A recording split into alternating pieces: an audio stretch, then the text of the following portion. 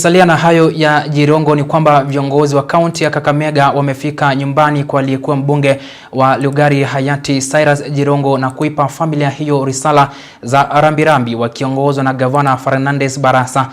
Viongozi hawa wamemtaja kama kiongozi aliyejitolea kuunganisha jamii ya Mulembe. Kwa sababu boma hili sasa until mheshimiwa is buried, tunakaribisha wageni na tunataka matanga ya mheshimiwa ikuwe matanga ambayo ni ya amani, because he was a peace loving Kenyan.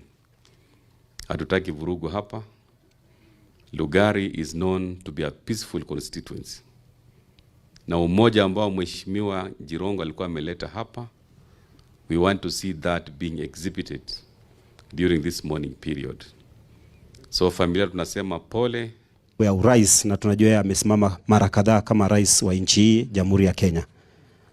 So mheshimiwa gavana, mimi ninashukuru.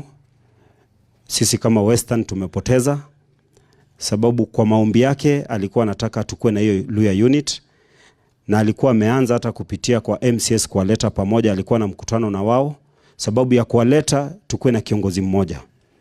So tumempoteza, lakini tunaomba kupitia kwa Mwenyezi Mungu mwingine azaliwe kati yetu sisi, azidi kuendelea kuwasha hiyo moto ya mheshimiwa Cyrus Jirongo enye ameiwasha kwa hii muda wote.